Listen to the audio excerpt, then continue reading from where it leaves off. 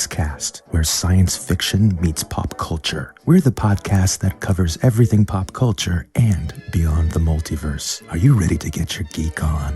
Crank up the DeLorean, warm up the proton packs, toss a coin to your Witcher, and deep dive into your favorite plate of chimichangas. This is PopXcast.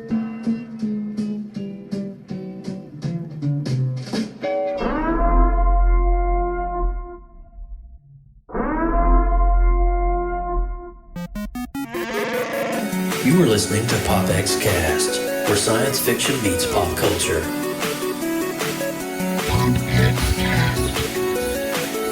Here we go! PopXcast.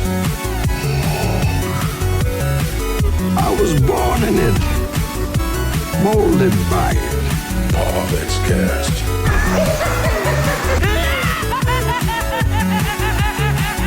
No strings on me. Autobots, transform.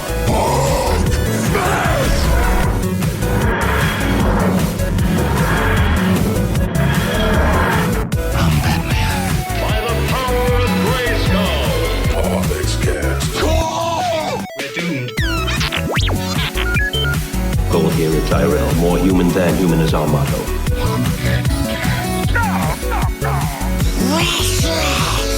Here's Johnny. Never had a pet pony. Hasta la vista, baby. PopXcast. Captain's log supplemental. Negasonic Teenage. What the I am the one who knocks. Excelsior! All right, and welcome everybody. This is PopXcast, episode 120, coming to you on April the 18th, 2021. What is up, Team PopX? How the heck are you? What's going on? Hey, Joe. Hi. What's going on? How you doing, Austin? Feeling great, man. I'm back. I'm here. I got my Fauci ouchie this week. I'm sorry, you got your watchy? My Fauci ouchie. Oh My left no, arm here. you didn't. Yeah, Did you do it? I did. You bit the It bullet? hurt. Yeah. I did. I'm feeling good, man. I'm Are feeling you? vaccinated. Yeah. Are your spidey senses tingling yet? It's not the Got only extra thing arm that's growing, tingling. you know? That's He's for lit. sure. Feeling great, man. Oh my gosh, dude! Look at the chat room already. This is crazy. It is lit. It is crazy. We got Mike Rowland hanging out with us. It's good to see you here, my friend. I Talk Marvel 227, Darth Baca, JS. What's going on, my friend? And we've got, oh my God, John Parfenbarger. Oh, geez, the chat is like killing it right now. I can't keep up with you guys over here. But welcome to PopX, guys. This is going to be a fun one as we're going to dive into the world. Now, I kind of feel bad for Austin because he's already talked about Falcon and the Winter Soldier episode 5 probably like 1,000 times already. But, you know, we got you one more time. And so I'm glad that we get to unpack a few things as we're diving into this crazy geeky world. Austin, you want to open this thing up for us, my friend? Yeah, absolutely, man. And listen, I don't mind talking about it again with you all because we have a lot of stuff to unpack this week. But We do. We do, man. So welcome to PopX, where science fiction meets pop culture. I'm Austin Burke, the Appalachian geek at heart. We'd like to welcome everyone joining us live in the PopX.live chat room. Come hang out with us and join the conversation at PopXcast.com. If this is your first time tuning into PopX, the first 15 minutes or so, we run down the headlines since our last show. Then we deep dive into all things nostalgic on today's Retro Rewind. We have a good one for you at the halfway point. Yeah. We hit the show's topic. And if you guys aren't a subscriber of the YouTube channel and you are joining us for the first time today, please do that, but we'll talk more about that. You're probably looking at the window and you're wondering, where's the fourth person at? Yeah. Well, Mike is driving home as we speak from Alabama. He went to the Formula One race, which is now back in action and swing. Wow. So exciting. The Formula One is a huge thing for Mike. He loves to go and watch it. And if you don't know what it is, it's phenomenal. It's like NASCAR on steroids. But, you know, I get dizzy when I watch car races, so I can't watch too many of them. So there is wanting that. to turn left. Yeah, it's always a left turn. That's NASCAR though, right? Does Yeah. Formula One turn left too? I don't know. No, Formula One is actually pretty crazy. They do street racing. So it's if you remember Iron Man 2 when Tony Stark is doing the race at the opening, that's a Formula One race. Okay, all right. So that gives you a little bit of an idea. I'm Joseph Burke, Central Florida seasoned comic book nerd and retro enthusiast. Now, we're a part of a unique collective known online as the Creative Multiverse. Now, Michelle Alexander, you need to get plugged into this Creative Multiverse thing because you're just so artsy. Yes, please. I'm going to add her to it. It's oozing out of her pores, I do believe. But we're a part of that. And so for more information and a deeper dive into that creative process and seeing all the many talents of all the many creatives out there, be sure to look us up on the Facebook group by searching in your search bar on Facebook, The Creative Multiverse. Got it? Good. The Facebook. And I Talk Marvel over here is taking my line over here. Previously on PopXcast. Previously on PopXcast. I love that guy. If you missed episode 119, we totally broke down, dissected, reassembled everything that we needed to talk about on Godzilla versus Kong. And we also did a little bit of retro diving into one of our favorites from the 80s, Ferris Bueller's Day Off. So make sure you go over to our official website, popxcast.com, and watch that replay. And also all of the other great past shows are in the archive over there as well. And if you like what you're seeing in tonight's show, make sure that you are clicking the like button. Also, throw us a subscribe on the YouTube. Click the little bell so that you know when we're going live next time as well. We usually, Joe's really good about getting our next live up there so you'll know when we're going. But if you click the bell, we'll be like, hey. It's all in the fortitude. It's time. It's time. It's go time. So, there's all of that. And if you're doing the podcast version of this, go ahead and give us a 5-star rating if you would. Please. Maybe say a couple of nice words in the review box there. That would be super amazing as well, because we do go out to multiple sources. It's not just a one source thing, Give us all the love that you can, because we surely do appreciate it. I call this the love tap. It's a love tap. It's a love tap. No, I'm just messing with you. Love tap, baby, love tap. Oh my gosh. Yeah, that's the song. That's not the song at all. That's the one. Mommy. Oh my God. What if it was called Love Tap though? Wouldn't that be amazing? Oh my gosh. Yeah. We got a new one in the room tonight too. We got Chiwan Lee hanging out with us as well as Leggy on the radio. Leggy Lady is hanging out with us as well. Helen Wallace, all the way from over in the UK. What's up, my dear? I love my Haps fam. So we are going to go ahead and dive right on into the PopX news. We only have a few articles this week, but the ones that we do have are definitely going to be awesome. So hang with us. We'll be right back. Don't go anywhere. Extra, read all about it. This is PopX News, coming to you live right here on PopXcast.com. And I will lead off the news this week. And I don't know if you guys knew or not, but Netflix has finally revealed the long anticipated release date of the 4th season of Castlevania. Now, if you don't know what Castlevania is on Netflix and you've not heard of it, or you don't know about the video game that this spawned from in the 80s, you might want to do yourself a favor and deep dive into this crazy fandom of Castlevania. But though fans might be disheartened to learn that this upcoming entry into the world of Vampire Hunters will be its finale. That's right. So releasing a brand new trailer following the release of the new poster showing the biggest heroes and villains of the video game's adaptation into the series created by Konami, the final season of Castlevania arrives on Netflix May the 13th. Now, I grew up playing Castlevania. That was one of my favorite games. As a matter of fact, I got the first 3 in the man cave: Castlevania 1, Simon's Quest, and the Bloodlines. So I'm a little bit of a nerd there. But also, too, while we're on the topic of Netflix, did you guys hear about this Sony acquisition with Netflix as well? Yes. It's very interesting. I think it's very interesting, and I think we need to talk about that as well while we're in the vein of Netflix just for a second. Okay. Sony actually signed a deal with Netflix, so Netflix now has the acquired rights to stream a lot of Sony's content. Now that Marvel has pulled out and has its own streaming platform, this means that movies like Spider-Man can now be streaming on Netflix in the foreseeable future as these plans get to roll out. So it'll be very interesting to see. Austin, I want to definitely pick your brain on this. What do you think about this Sony Netflix acquisition deal? Well, yeah, I mean, in terms of Castlevania, I just submitted my request for a screener, so hopefully I get to watch it this week, which I'm very excited about. Nice. The show is incredible. But yeah, the Sony thing is interesting because Sony is one of the few studios that doesn't have their own streaming platform.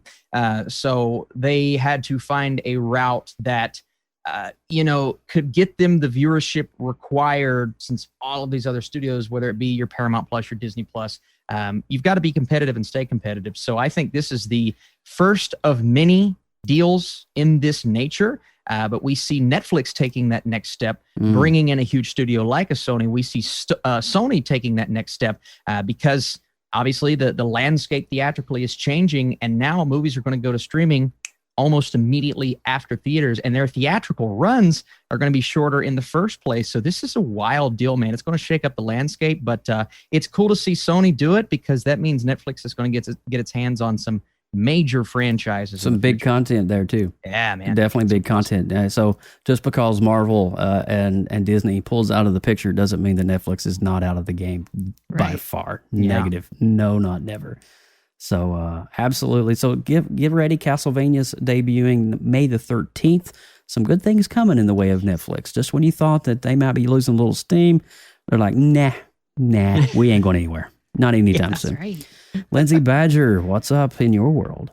All right. Well, we are breaking out a little bit of Doctor Strange news. You had me a doctor. Just come out. You know that's one of my favorites. I love the good doctor.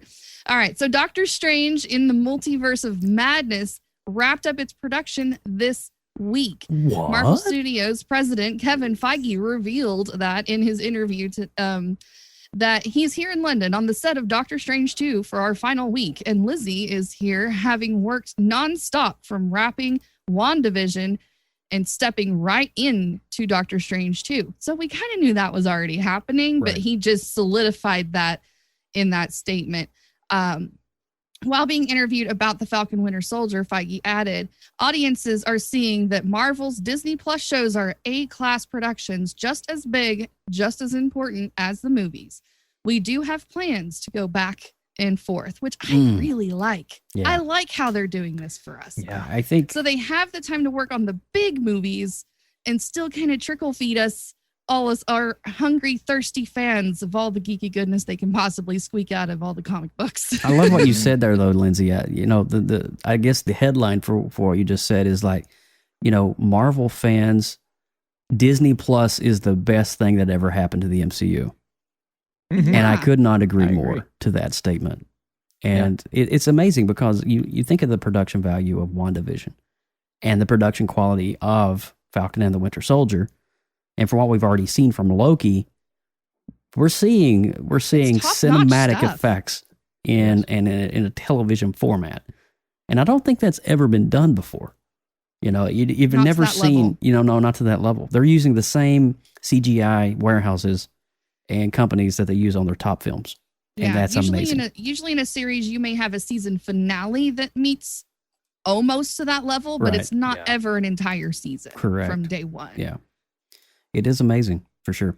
And I can't wait to see Doctor Strange. I don't know if you guys heard about this or not, but the security has been so tight on the filming of Doctor Strange 2.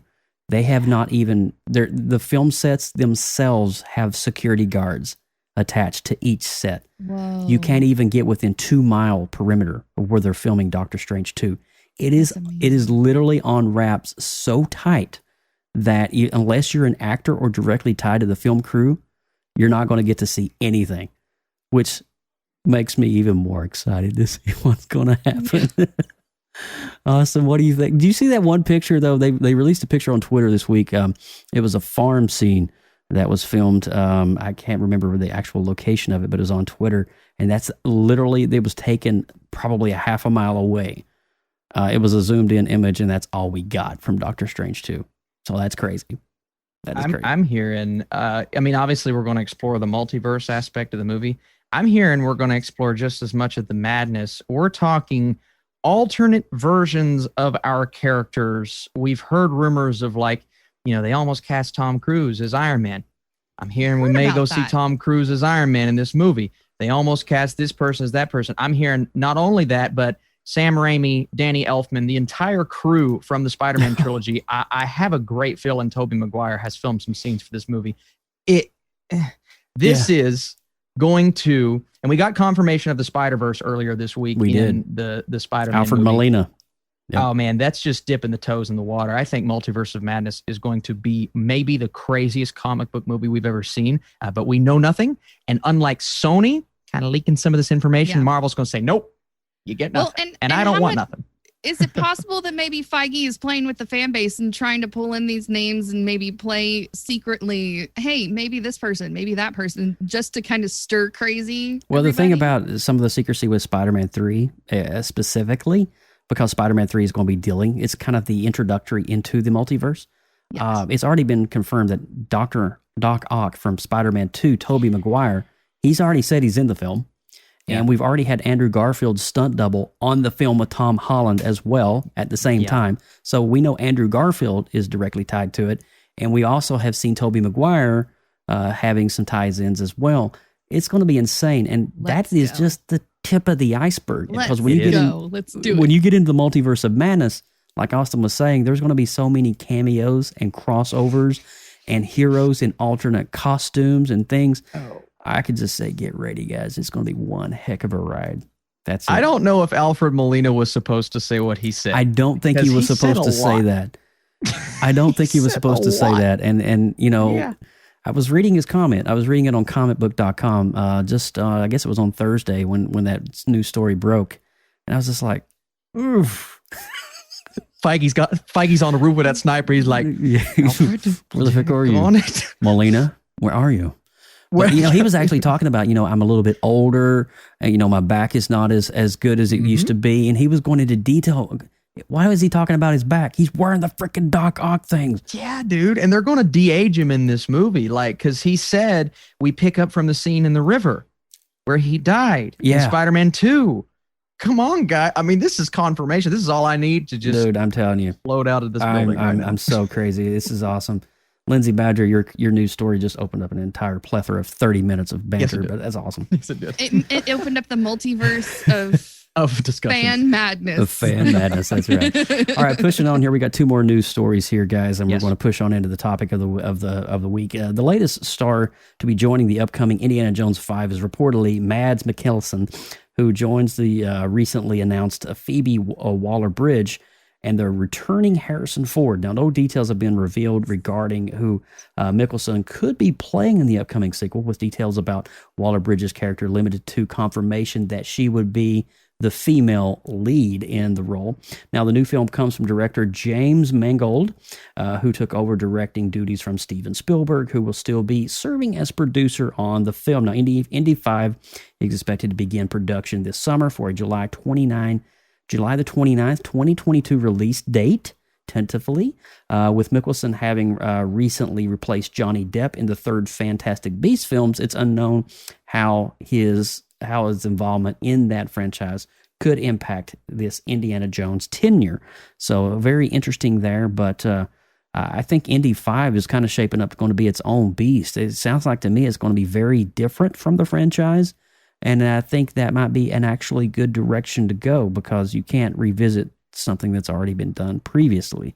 Sure. So I'd love to know what your all's comments is in the chat room. That you guys, what do you think about Indy 5? Drop it and let me know what you think, and we'll share your comment. Austin, what do you think about Indy 5? Yeah, I mean, the James Mangold, I mean, it's hard to detour from Steven Spielberg, but if you're going to get anyone, get the director of Logan. So I'm so pumped about him as a director. But dude, his these two cast members, oh my God, dude, it's top notch. So you bring that flair to Indy, you bring in Mikkelsen and Phoebe Waller-Bridge, who I think both of them, especially Mikkelsen, another round tied for my favorite movie of last year. The guy is phenomenal. So this is shaping up to actually get me excited. And I was hesitant, I won't lie, but if the talent is anything, I think this could get us very, very excited. I'm sorry, the chat room just caught me off guard. Austin reveals that he was going to play Mephisto in Doctor Strange. Y'all gonna see me in Doctor. I'm telling you right now, you're gonna see me in Doctor Strange. Freaking Mephisto, man. You're freaking Mephisto, bro. I love the theories. This is great. Keep them coming. I think it's time for a new action adventure movie. We had like this lull where we haven't seen many of these movie types in quite a while, because there used to be like all the Tomb Raider, and then they had the Crystal Skull came out in the middle of all that hype, and it kind of, I feel like it kind of got lost or fell Well, into there was a freaking the spaceship shuffle of took that. off at the end of that one. I'm like, Yeah. All right, It's so like, we well, went that's from strange. the Temple of So- Doom to the Holy Grail to an alien spaceship. Yeah. This is So okay. I think with that type of movie not being as prevalent, it's going to have a little bit more of a standout. Agreed.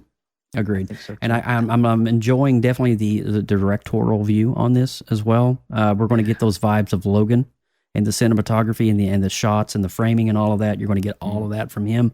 So that truly makes me excited as well. Austin, you got the last news segment of the week.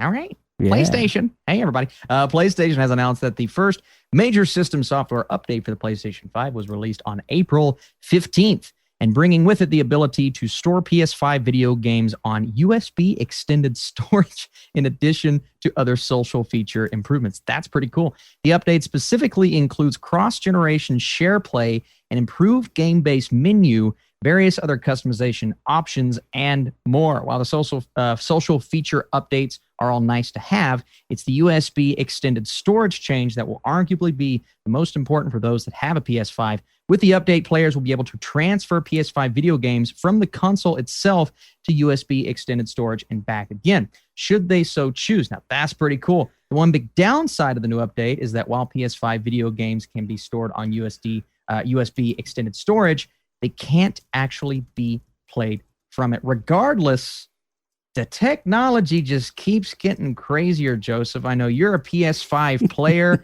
What's going on with this one, man? Dude, PS5, I mean, it's really crazy. There's going to be a system software update, obviously, that's going to be bringing a lot of this crazy. There is a specific microchip you could take off the base of your PS5, and there's a port that Sony has implemented that there's no other console, video game, computer, or Mac adapter in the world that can port to this port.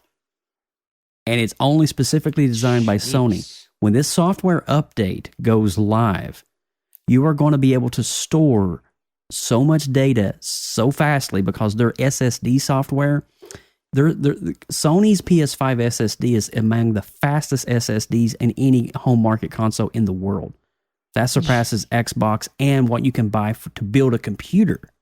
Yeah. It is like literally, you don't measure it in RPMs, you're measuring it in data transfer rates. And so when this port goes live on the PS5, you will be able to play in real time to another console. If you have a PS4 in your bedroom and your PS5 in your living room, you can play on your PS4 from your PS5 without losing any latency. And you'll also be able to store all the games from your library on this new mass media storage once this adapter goes live and they flip the switch on this software. I just wish I had a PS5 to update. PS5 is amazing. And then, I play on it every night. I'm very... If anybody has an extra one. I was very blessed to get the PS5 when it came out, November the 15th or something like that, 16th. But the PS5 is a game changer. I just recently got a 4K 120 hertz TV to go into the man cave. Nice. Oh, yeah. And so I'm playing Call of Duty and Warzone in beautiful 4K, stunning 4K. But I'm definitely a huge Sony fan. I've never been an Xbox fan. Just because I can't stand Microsoft. And unfortunately, I'm broadcasting this entire production on a Microsoft PC. But I say that. And so, but anyway, I digress.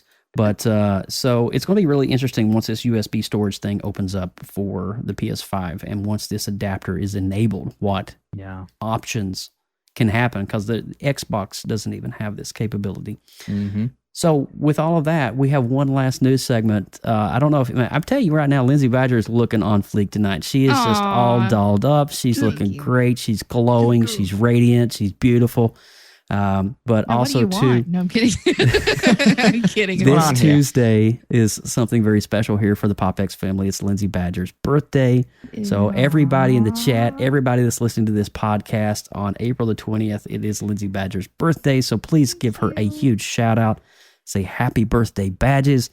And I want to say, Badge, from the bottom of my heart, you have been with this on PopXcast with me since 2015, since the very conception of PopX. And this show would not be what it is without your glowing presence every time you're on here. So I love you. I adore you. You're part of this family, and you mean a lot, especially to me. And I know you mean a lot to Mike and Allison as well. But you're loved, girl. I love you guys too. I love the PopX concept, family, the whole crew, all the fans that listen and every single week here show up in the chat. I appreciate every single one of you. You're getting some love over there. Lots of love. Oh my gosh. Look at the chat room. You're getting some love. Thanks, guys. That's it. Thank you so much. All right, guys, you ready to do some retro rewind? Yes. Absolutely. Well, that was a little bit of a pause there. Are you guys ready to do some retro? Yeah. I'm reading all the birthday chats, man. I'm reading all the birthday chats. I'm sorry. All righty. Happy birthday, Lindsay. We'll be right Thank you. back with the retro rewind. Retro Rewind. Retro Rewind. Retro Rewind. The retro rewind. This week's movie is one that I know Lindsay Badger has been bubbling to talk about. It is The Princess Bride. We're talking about that on this week's retro rewind. And, you know, Lindsay, I got to be honest with you. It has been probably 15 years since I've seen this movie. You're kidding. And I forgot that Fred Savage is in the movie. That's how long it's been since I've watched this. Yes. But I just love, you know, you got Peter Falk in this, and we all know him from Kojak. But I forgot about the cast. I knew the storyline, and I knew the funny, you know, avenues to get to the story and the prince and the princess and all of that. But it was really a great ride to revisit. And I want to thank you for suggesting this for us so much. So we're talking about Inconceivable. It is. Inconceivable. I do not think you know what that word means. I don't think it means what you think it means. Well, you know That's what? he I says. think honestly, this was Lindsay Badger, one of her picks from her repertoire, and it is her birthday. So how about you let us know what is it about The Princess Bride that you love? It has all of the tropes of a classic romantic fairy tale. But the thing that makes it set apart from all of the other romantic fairy tales is that it makes fun of itself the entire time. Mm-hmm. It is constantly a cliche after cliche. And it's I appreciate as a friend somebody that can laugh at themselves when they're being silly. And so this movie just kind of defines that personality. I think as you watch this movie, it starts off all mushy gushy, you know, and then it rolls into a bunch of silliness with rhyming games. And as you introduce the villains of the movie, which turn out to be good guys, you know, this whole thing, and it takes you on this little adventure, but really, honestly, the storyline is kind of pointless. Yeah. It's all of the one-liners and the jokes and the little snippets along the way that make this movie so great. It definitely is a very choppy, horribly told story, but you fall in love with the characters. Yes, there is justice that is served along the way, but you just fall in love with the one-liners, and there is this weird love story thing, but it's like, oh well, okay, well we're just going to move along because it doesn't really matter about the story being told. It's just going to be all this greatness happening. So I don't know. Honestly, it's just this unspoken magic that I love this movie so much. It's really not the best movie in the world. If you break it down critically, if you want to put your little critic hat on, I'm sure you're going to be like, this movie is horrible. But if you're talking about like the context of how a story is told and built, but it's just a fun thing. It's almost, do I dare compare it to like the Holy Grail? Because there's technically a storyline in Holy Grail, but it's really more about the jokes than it is the story. You're thinking of satirical comedy. Yes, you're thinking of a movie. It kind of knows it follows in you know, like the Cannonball Express and a lot of the early Richard Pryor and Gene Wilder movies. It kind of follows in that format. Even Mel Brooks comes to mind when you're thinking about even, you know, Spaceballs. a movie that is satirically making fun of another franchise. This movie is kind of making fun of that Alexandrian, kind of setting, Knights of the Round Table and that whole thing. And but it's really awesome though. I love your take on it. You're really honest. Is it the best movie? Probably not, but there is some memorable moments in here, and probably one of my favorite. I'm gonna go next, if I may, is definitely Andre the Giant. Oh, he's amazing. There's a really great documentary on Andre the Giant on HBO Max. So good. If you have not watched it, this guy is a freaking teddy bear. His heart was bigger than what he was, and metaphorically and physically.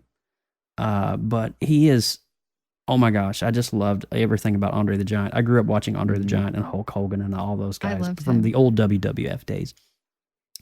But every time I hear Wallace Shawn's voice, oh my God, that unique voice, I always immediately go to Toy Story.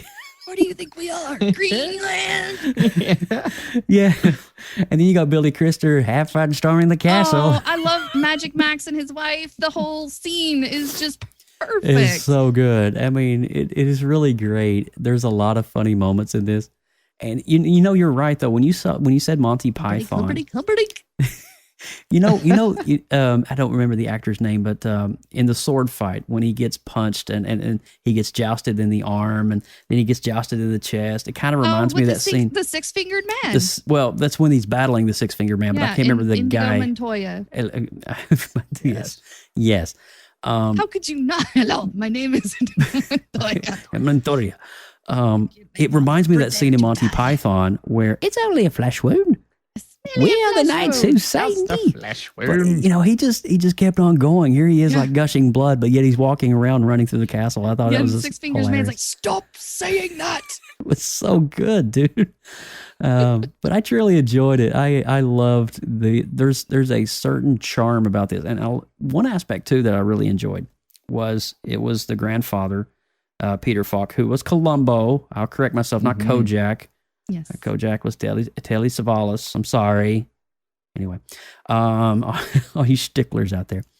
But it was just very heartwarming because you had this kid and you didn't really know if Fred Savage's character was kind of like, is he in bed because he's sick or is he home from school? It didn't really go into that. But we just know that the grandpa's there and he's got a book and he's telling his grandson a story. And I just thought that was extremely charming. Is this a kissing book? Is this a kissing book? No, it's not. Oh my gosh. He repeats it like 17 times, Joe. I know, Mike. I'm sorry. Gosh, if you ask me about Blade Runner or RoboCop, I got you all day long. But this is definitely not in my top 10 of my my 80s movies. I tortured these boys this week. I'm so sorry. You know guys. what though? I'm glad you did because I love watching movies that reflect your childhood, Lindsay. Yeah. Because this lets me know a little bit about what you grew up with. Oh, dude, it's such a classic, though. It is. In any of my real life friends, I'm like, have you not ever seen The Princess Bride? Yeah. You're coming over tonight, and we are watching this movie. It's funny it's because like you can't be my friend if you don't know what The Princess Bride is. Alex has never seen The Princess Bride. So did she watch it with you guys? We're going to sit down and watch it together. Oh, yeah, she'll love it. Yeah. She'll love it. Austin Burke, the critic. The man, the myth, the legend. What did you think of The Princess Bride? Was it cringy What for do you think you? of The Princess Bride? Well, I don't want to say cringy. It's purposefully cringy, and I think that's what works about the movie so well. Yeah. There's this sense of joy and the satirical nature of it throughout, I think works extremely well. And you guys have drawn some comparisons to some other satires, especially from the 80s, that I think you can definitely look at and reflect. But it's almost like The Princess Bride takes itself seriously in a way in terms of reflecting the genre, but everywhere else, it's pure satire. And I really like that. It's almost this weird mixture that, Monty Python, it's so different because that's almost a pure comedy, right? This movie, and not that I love Monty Python, but this movie has heart. It has emotion. Just the concept of, Fred Savage laying there and being told the story and then learning about these, these characters and this journey. That's really interesting in itself. And yeah, like Lindsay said, right, it's not perfectly constructed, but I don't think it I don't think it necessarily needs to be, especially when you look at the comedy. It's like, I don't know if this was told any other way, if that comedy would have hit in the way that it hit, right? Mhm. Yeah. So I think it's almost perfectly built in that way. And there's a reason why it's resonated with so many people and it's looked at as a classic. And I didn't know some of these, like Robin Wright, right? Mandy Patinkin, who plays Inigo Montoya. And he is one of my favorite actors in the business. He's a huge TV star. He was in the film Wonder. Don't forget Robin Wright. Oh, yeah, Robin Wright. Blade Runner. I had no clue that this guy was in this movie, and he's the main character because he looks so different compared to what he looks like. Now, Madison, she actually pointed that out to me. She's like, is that your boy from, because Wonder is one of my favorite movies from 2017. I'm like, it is. And the cast, you mentioned Wallace Shawn, Joe. Wallace Shawn is so funny. Andre the Giant and Peter Falcon. Man, it is just a stacked cast. And I had a great time rewatching this, man. It's been about 10 years since I watched it. I watched it in high school, I think was the last time. We were in the middle of one of our classes and the teacher just threw it on and everybody else is, talking and I'm just sitting there watching it. But I really enjoy this, right? And I could definitely sit and nitpick it in some of the way, but it's almost like the perfect reflective 80s fantastical satirical movie. And I'm okay with that. Yeah. That's awesome. And being a girl, in this being from a childhood like movie, you would think that, Buttercup was my favorite character of the whole movie. You resonate, you want to be a princess. Honestly, I didn't like her. I didn't like her. The way she conducted herself was just so snooty and horrible, really throughout the whole movie, except for like the very end when she's getting on a white horse and running away. I just really didn't like her. Yeah. And I really, honestly, Wesley was my favorite of the main character crew that went through the whole movie. I could resonate with him and his journey and his comedy. Like whenever he was like, his eyes were telling like his movement, like right after he came back from being mostly dead. Mm-hmm. In his speech at the very end in the honeymoon suite where he's threatening Humperdinck is the most brilliant scene of the entire movie. Other than the sword fight with Inigo Montoya, that was brilliant too. Well, you think of Buttercup, specifically Robin Wright's character. I love her. She's always going to be Jenna for me. Oh yes, and she was also in Wonder Woman. She's Antiope in Wonder Woman. So she House of Cards. I mean, her laundry list of cinematography. She was also in Unbreakable as well. So the girl's got, and then of course, as of recently, she was in Blade Runner 2049. She was the head of detective, K's boss, essentially. Yeah, she was one of my favorite movies. I mean, you think about her being in Buttercup. It was kind of a throwback for me. I was like, wait, you're Kay in Blade Runner and you're Butter. What? Anyway, so let's rate the movie. Let's give it our grading. I'm going to go with Birthday Girl first. All right. Yes. I'm going to do an 8.5, 8.5. Nice. It's an incredibly meme-worthy movie. Yes. And I think that's what I love about it the most. Every time you talk about marriage, is what brings us here today. Anytime there's wedding discussions, there's always that quote somewhere. There's just highly memorable lines from this movie, and it's a good joyride that you can go back and watch again and again. Absolutely. So 8.5 is a good score for that. I think I want to go with about a 7.8 on my end. I love the comedic part of it. I think for me, the comedy was one of the best bits, and then seeing Andre the Giant, the big lovable teddy bear that everybody loves, but also too just the comedic actors of that time. Was just really great. It was really enlightening, and I forgot, like I said, most of the beginning, like Fred Savage and Peter Falk, and just all these guys. I was like, whoa, forgot about that.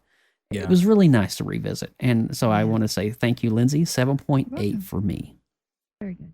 I'm gonna go an 8.2. I had it right at an 8, but the way I grade, I upped my score 2 points for just the way that it resonated with me. I think it's. I watched it 2 days ago, and I'm still thinking about those one-liners. I'm still thinking about those characters. They haunt you, don't they? They do. They're so applicable in multiple facets of your life as you go on. Yeah, and it's stuck with me a lot more than I expected after this revisit. So yeah, 8.2 for me, man. What a love it. Just it's so different because not many movies could pull off what they pulled off, but they did it, which is cool. Mike related in the chat, love. Tov love. It's one of my favorites, dude. All right, so we got an 8.5, we got a 8.2 and a 7.8. Yes. So across the board, I guess is about an 8. We're the getting 8.5 in the chat over 8.5, there. Anybody look at else that. want to add a grade? Go John for with it. the 10. Go for it. Yeah. So we're going to move on to Falcon and the Winter Soldier. Now, I will throw up the spoiler alert warning if you've not seen Falcon and the Winter Soldier episode 5 or any of the last ones for that matter. Or 4. Or We 4 didn't cover specifically. 4 yet. You might want to hit that pause button, come back, and then pick right up where you left off. Okay, so we'll be right back. Falcon and the Winter Soldier starting now. Danger. You are about to enter a PopX spoiler alert. Beyond this point, there is no return. You have been warned. You have been warned. Falcon and the Winter Soldier episode 5 dropped on Friday. And so, my God, what a plethora. Oof. It is setting up some crazy stuff for the finale in episode 6. Wow. Where do we begin? I mean, of course, episode 5. Now, we haven't covered Falcon and the Winter Soldier since episode 1. We actually did that 2 episodes ago. So we've not covered 2, 3, 4, and 5. So to catch us up, I guess we'll just kind of focus on the story at large. You know, John Walker took the juice and he got a little cray-cray. And he ended up killing one of the flag smashers, and it happened to be the wrong flag smasher. And then now he has been banned and barred from the government with a dishonorable discharge and no benefits from the government. And he has been stripped of his title of Captain America. Insert Bucky Barnes and Sam Wilson. So right off the bat, guys, I truly loved the dynamic between Bucky and Sam working on the boat together. It was just, for me, it was a scene I think all the fans wanted to see, and we got to see that connection. And they went from hating and despising each other to having each other's backs. And I think called that? You did. Who called that one? You did. Yeah. You called that 2 episodes ago. Yes, sir. But, you know, and then we did, you know, in episode 4, we did get the Zemo dancing. If you've missed that, and if you've been under a rock under the internet for the past probably 2 weeks, I don't know what this is, but that's what Zemo was doing in the club, and I guess he's doing his shake weight. Is he doing his shake weight? I think he's shake I don't know. weight. That's a little fast. It's a little fast. It's a little fat. Oh, that's a bad That's- movement. I shouldn't do that on PopX. No. I think you should. But thanks, Austin. Got it. You guys are good. Keep going. Oh man, just I'm still going. I'm gonna keep going. I love it. No, don't do it, please don't. You need to stop right now. So Falcon and the Winter Soldier episode 5. I mean, there's a lot of things that they are setting up. Let's just talk about the elephant in the room. Let's get it right out at the top. I'm going to throw this out. Dreyfus's character. Who is she? What is she? And where is she from? She's Miss Hydra, isn't she? Yeah. Her character, she said the character's name. Well, she said the character's name. She is Val, is it? Val, yeah. Yeah. All right, so if you don't know what's going on here, let me back up. Please, comic book Black educate Widow us. was supposed to have revealed this character. Yes. Black Widow has been delayed, and we're supposed to already know who this character is. Okay. All right. So, having that knowledge, we're going to see more of Dreyfus's character, Val, in Black Widow, I obviously. need to be dancing too. So, we're going to see more of Val's character coming up in Black Widow. But if you think about it, the way it was supposed to be released, it was supposed to be in Black Widow and then Falcon and the Winter Soldier in the fall of last year. That was the timetable in which it was supposed to be set up. We're all supposed to automatically know, oh my God, she's recruiting John Walker for Hydra or whatever this is that she's got on. I kind of think it's the Thunderbolts, honestly. But we shall see. Lindsay, Austin, what do you guys think about this character, this cameo, if you will? I don't know much of her backstory, but I'm interested to see what route that takes, honestly. I have a theory. Let me hear Here's your my theory. Let me hear your theory. You want to hear my theory? Let me hear your theory. Is my theory. Yeah, let me have it. So in Give it to me. the comics, Well, you got to say it like Obi-Wan. in the comics, in the comics, she has a very interesting relationship with Nick Fury, and they could easily dive into that storyline and reveal it and talk about their backstory, their history together. But we look at what Nick Fury did. He walked around and went to Iron Man and went to all these different Avengers and recruited them for a team. What did Val do in this episode? She walked up to John Walker. I am Iron Man. We're starting a team. Now, she didn't say that, but she hands him this card. So my theory is that we're going to see that card pop up in many different projects. And what it is it's essentially, you are now going to be a part of my team. Now, John Walker wasn't supposed to be the first one, but now John Walker is the first one. I have a feeling maybe Taskmaster will be the one that she recruits in Black Widow. And we're going to continue to see that team build until they have that entire team possibly have their own series, possibly take on one of the new young West Coast Avengers. But John Walker could indeed be the leader of that team as U.S. agent. And I think she's going to be the Nick Fury of the bad side. U.S. agent is coming. Absolutely. Even though his name wasn't dropped in this series, I still kind of, even at the beginning, I kept calling him U.S. agent. The credits, the end credits scene saw where he was rebuilding his own shield out of the medals of honor. He got the spray paint out. Yeah. He got the spray paint. He got the cryolan out, and he was spray painting that thing up. But okay, does he not know this is not vibranium? I mean, does he understand the concept of vibranium? Does he not understand this thing's not going to be able to fly like vibranium flies? The aerodynamics is not going to be intact. I'm interested to see how crafty John Walker is, because we're going to see how he puts that suit together. He might walk in looking like a clown, and it's going to be. I don't know, but I do want to let all of our listeners know right quick. We are going to cover the finale on the next episode of PopXcast. Nice. Before we deep dive into Mortal Kombat. Spoiler alert, we're going to talk about Mortal Kombat. But before we dive into that, we're actually going to spend a little bit of time talking about Falcon and Winter Soldier. So be sure you tune in, because we're going to give our thoughts on that. But getting back to it, I think John Walker in that closing scene, building his shield, I got some questions about that. I'm like, that's not going to fly very well. No. Speaking of crafting things, I want to switch over to Falcon for just a sec, because at the end of that episode, he opens a case. Oh, yes. That Bucky brought him. From Wakanda. Yeah, I mean, if people weren't keeping up with the timeline of events here, because I almost skipped over it myself. After the big fight where Falcon gets his wings ripped off. Yep. He doesn't take the wings with him. He says, screw it, keep them, whatever. He was pissed off. He went back home.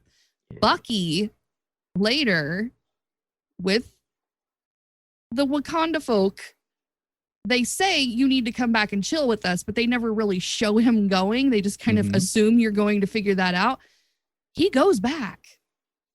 And then he comes back to meet up with Sam and help fix up the boat, right? With his sister. While he's gone, he brings back this case, but nobody knows what's inside it. I'm going to bet you $5, 5 PopX bucks. I could use that. I could do. I got my mortgage due next month. That those are new Falcon wings made out of vibranium. Yeah. All right. I absolutely think so. Let me throw out my theory now. Okay, go for it. All right, so we're this is the beauty of PopX, ladies and gentlemen. We're theorizing. Yes, this is the fan. If you notice, when his wings were ripped off and they were carrying them in the bag, Torres was carrying them in the bag. Let me be specific on this. Hold on. Who is he? Torres in the comics becomes the new Falcon. Yes, he does. So Torres they're setting up Torres to be one of the next future generation heroes. I love that. And if you notice, Sam didn't want the wings back. So I think the case is the new Captain America outfit that Sam will be having. Fair enough. And Torres has the wings, which he is a very brainy guy. He's going to fix those wings, probably give him a new paint job. They kind of hinted at that at the beginning of the series, where he was like, oh, here, let me take a look at that. And he was like, don't touch my stuff. Yeah, and I think Torres is going to get the wings fixed. They're going to be better than ever. And Torres is going to be trained by Sam probably at some point to be the next Falcon, while Sam takes on the mantle, the true mantle without his wings of no Captain wings America. at all? You don't want to like stars and stripes up some wingage? Well, he's going to be stars and stripes, but I don't think he's going to have wings. I'm taking both of y'all and I'm going to combine them. I think he has the suit with the red, white, and blue and the wings. I think they're going to be vibranium wings. That's what I Vibranium think. wings. Yes. And he's Which getting means, some mad shield skills, by the way. Well, that will make sense, though, because, I mean, if you think about it, I'm kind of rethinking now that you said that.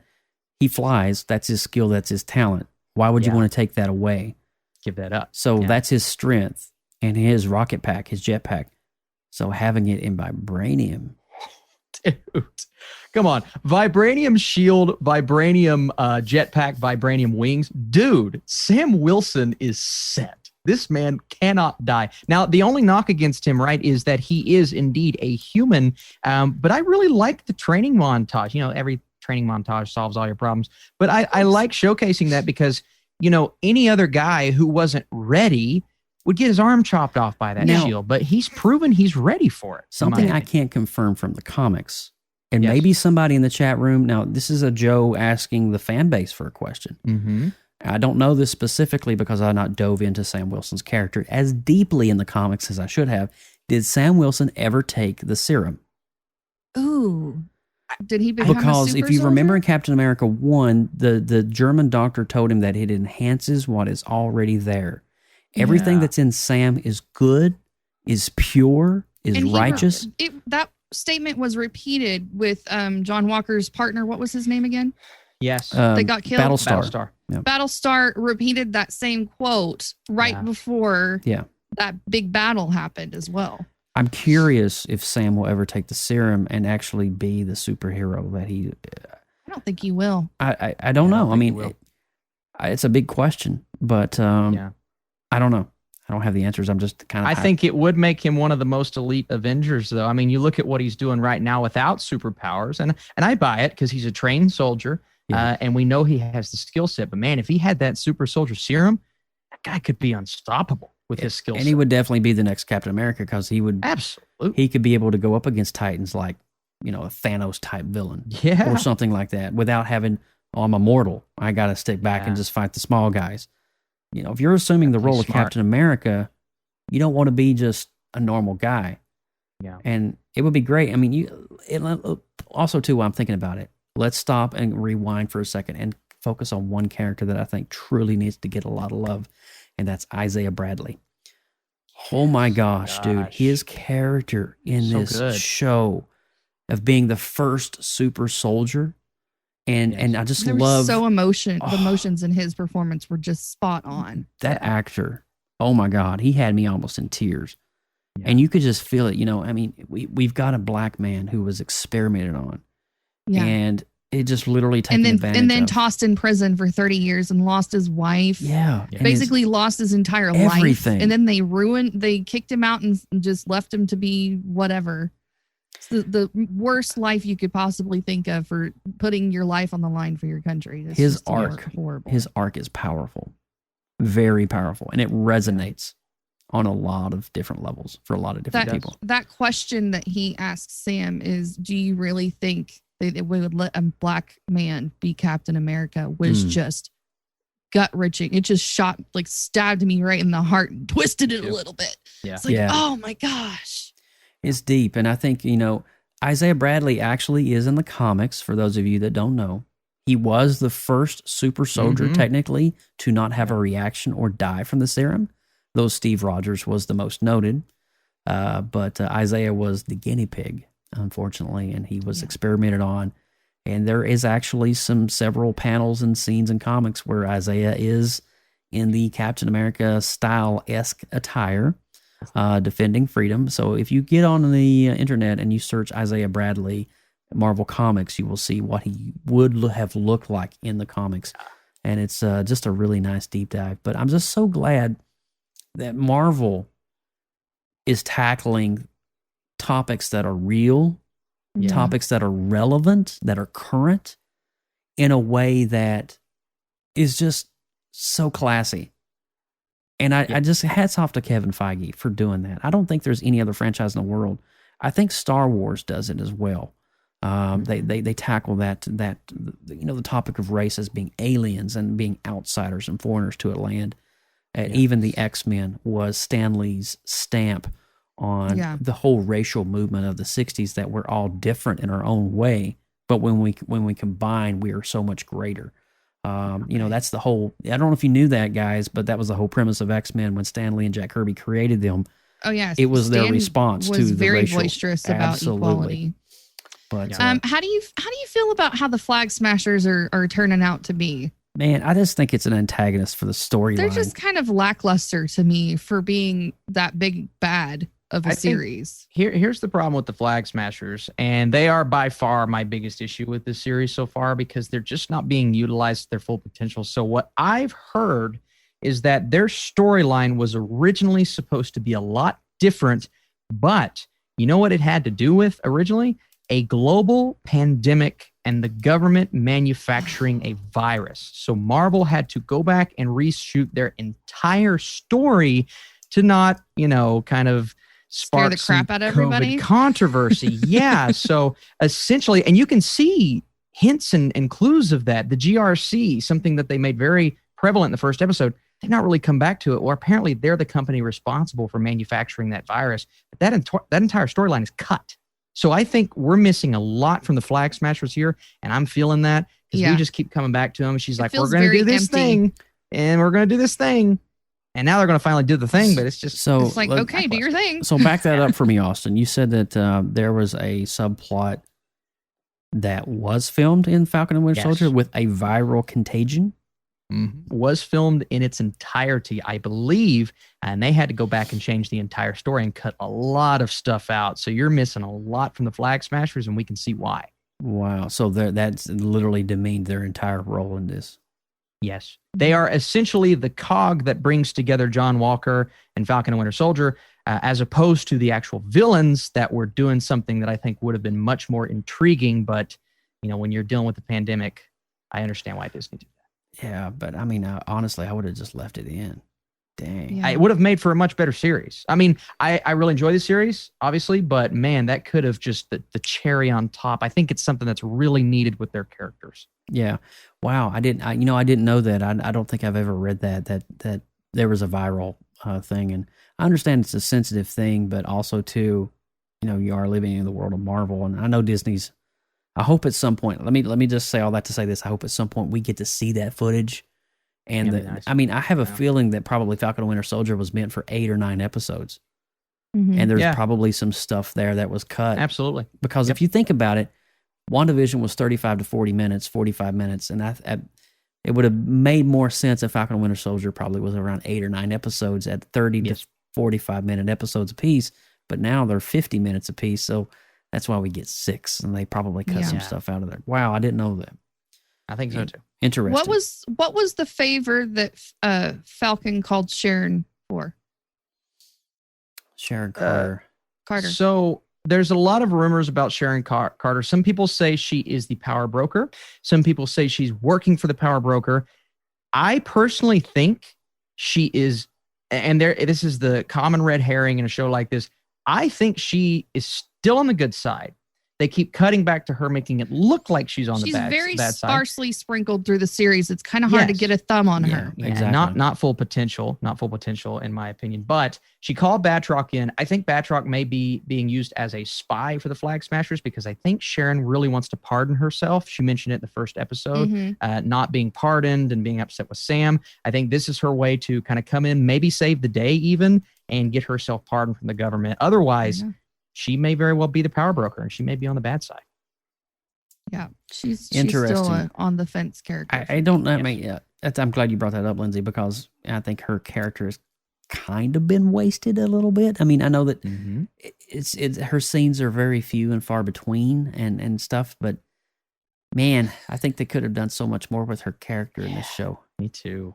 I think they definitely dropped the ball on that. Did you guys find it interesting when Bucky was helping with the boat, and he was just using like his regular arm, and Falcon was like, well, why aren't you using your arm? And he was like, I kind of forget that it's there. And I'm like, how?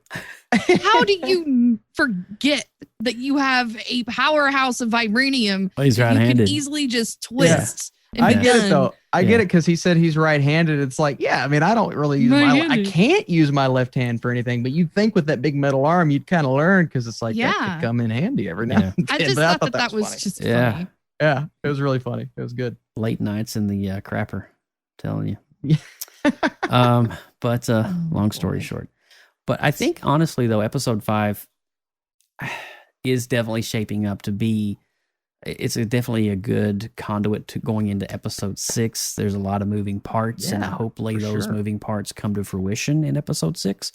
There's a lot of stories, and I hope that each one of these story arcs is at least tackled, or we have an answer, like Sharon Carter's character, what happens with John Walker, the Flag Smashers, obviously Sam taking the mantle as Captain America. How is that going to be?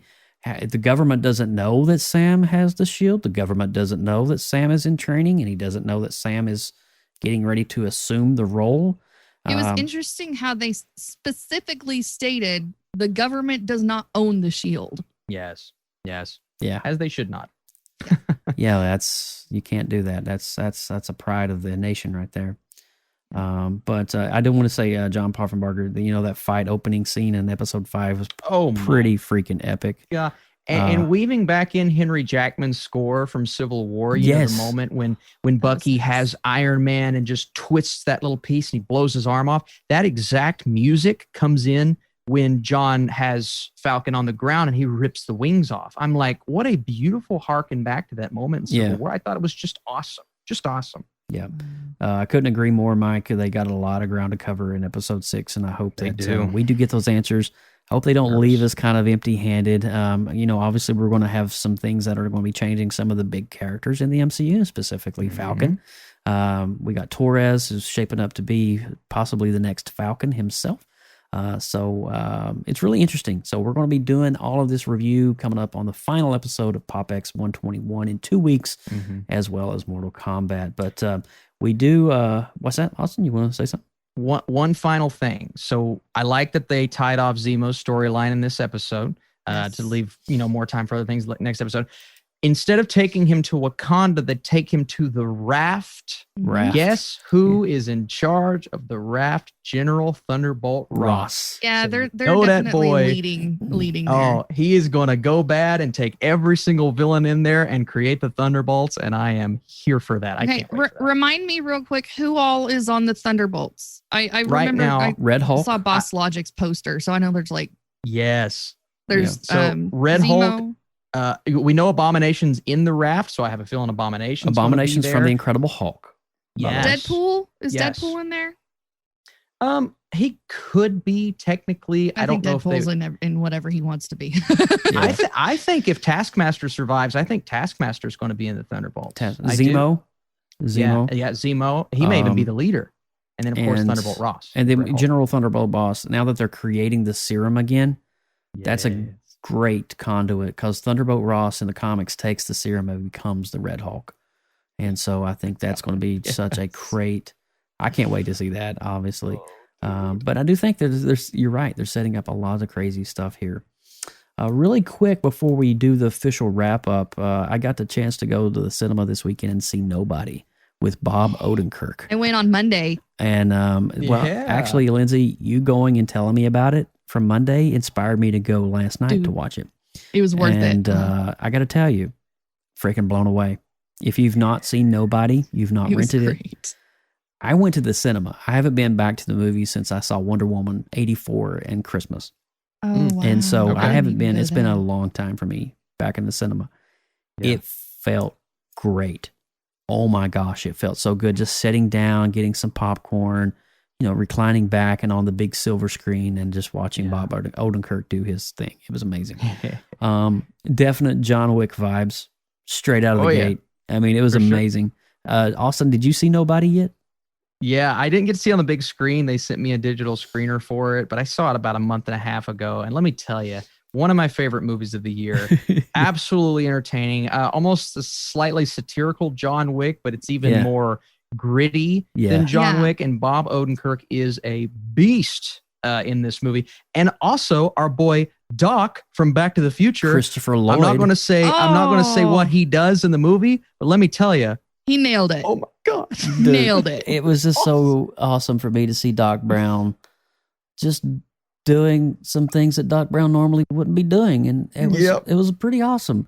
I'm not going to spoil it. We're not going to do spoilers on this. No, we're not even doing a full review. Just we liked it. But I'm going to tell you right now. Just leave it like that. I'm going to give you my score right now for. All right. Did I give it? I gave it. Hold on a minute. Hold on. I got to pull up my Letterboxd bonus because I can't remember if I gave it an 82 or an 85. I think it was an 8.5. I think you gave it an 8.5. I did 8.5. I gave it 8.5 out of 10. I stalk you on Letterboxd. You do stalk me on Letterboxd. I do. I like that. But I'm telling you, nobody, do yourself a favor. If you feel comfortable, you feel safe, go to the cinema, the movie theater, buy yourself a ticket and just sit down and enjoy Nobody. That's a good one to watch. Don't bring your kids. Sure. Whatever you do, don't bring your kids. No. I don't care who took your kitty cat bracelet. Do not take your children. Kitty cat bracelet. All right, guys. Well, we're going to be officially scoring Falcon and the Winter Soldier in the next episode, so we're not going to be worrying about that tonight. But man, what a packed episode from start to finish. I mean, it was a fun time. I enjoyed it, guys. Thank you. It is always a fun time, and of course, Lindsay Badger, you're looking awesome. Happy birthday, my dear. Hope you have a good one on Tuesday. One of the rocks here at PopXcast. But with all that said, Austin, you want to start wrapping it up for us? Yes, absolutely. So I'm Austin Burke at the Burkinator. You guys just search and find me. Stalk him on the internet. On the internet. We are part of the newly formed creative group known as the Creative Multiverse. Dramatic pause. For more great media content, artwork, and more, find us on Facebook, Twitter, Instagram, not MySpace, at the Creative Multiverse. If you are a creative, produce content, or have a talent, we want to see it and would like for you to share it with us in the multiverse. Yes, absolutely. Yeah, all three of us are on Letterboxd. These two boys are a lot more long-winded than what I do on mine. I'm boring. But if you like to see the movies I watch, I do at least post them. So enjoy with all that. But however, I am Lindsay Badger, the favorite geeky yoki of the night and birthday girl of the week. If you want to connect with PopXcast on any of the social medias, you can find us on Facebook, Instagram, Tumblr, Twitter, and everywhere. The handle is at PopXcast. Send all of your comments and suggestions to us via email if you would like, popxcast@gmail.com. And for future and past shows, make sure you go check out our official website, popx.com. popxcast.com. Let me say that correctly so you get there. Yes, absolutely. I want to give a huge shout out to all the people hanging out with us right now on the stream. I mean, the chat is still freaking going Thank you guys crazy so much right for now. hanging out with us. You guys are blowing it up tonight, and I can't thank you and appreciate what you're doing for us enough. Hey, yeah. Let me say too, if you guys are watching, I'd like to start making like a goal on every video. If we can hit like 20 likes on every video, if you guys just want to drop a thumbs up, that would be awesome. Support this channel. I mean, we're growing like crazy. Joe, you're rocking the promotion right now, so I can't wait to see where we go over the next year, man. I'm very excited. Well, I mean, I'm doing my best, but you know what? At the end of the day, it's our listeners and our faithful viewers that are literally controlling the wheel of what we, how we do. But if you would be so kind as to hit that subscribe button, I notice a lot of our people, you follow PopX, but you don't actually subscribe to PopX. Please make sure that you subscribe to that to our feed. That way, when we go live, you hit the notification bell, and when we go live, you'll immediately be knowing, hey, PopX just went live. Go check your phone, open it up, and enjoy the show. It makes the algorithm monsters happy. It makes the algorithm monsters very happy. I'm Joseph Burke, at Joseph Burke Arts all over social media, and of course, hats off always to Team PopX. Mike Ippolito, if you're watching this on the rewind, we love you. Safe travels from Alabama. We'll see you in 2 weeks. And that's it for episode 120. Oh my God, 120 of PopXcast. And we'll see you on 121 as we do dive into the world of Falcon and Winter Soldier finale. We'll talk about that. And we'll talk about the brand new movie, Mortal Kombat, which will be streaming on HBO Max. And it's already out in the cinema as we speak. And also, we will be doing The Goonies on the Retro Rewind. Yes. Are you ready Never for say some die. sloth love? I'm ready Let's for do it. Sloth. I like Sloth. He's so good. Austin's dancing again. Oh boy. Release the Austin Burke cut. 1 hour. 1 hour from me Wow. dancing. All right, so I think what we need to do is we're just gonna actually pin Austin Burke as he's dancing He's here. gonna dance us out. He's going to dance us out. I'll do it. And are you doing Yes, it? don't worry. Oh yeah, absolutely. How do you feel in there?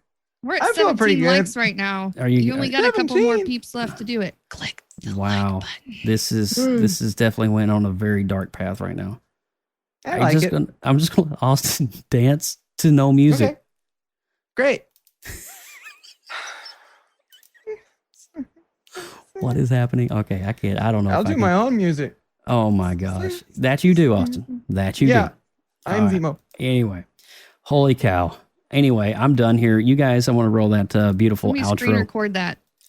I don't know what's going Get on. you a right little dancing gift of Help Austin. him, Lord, to overcome his afflictions, I said.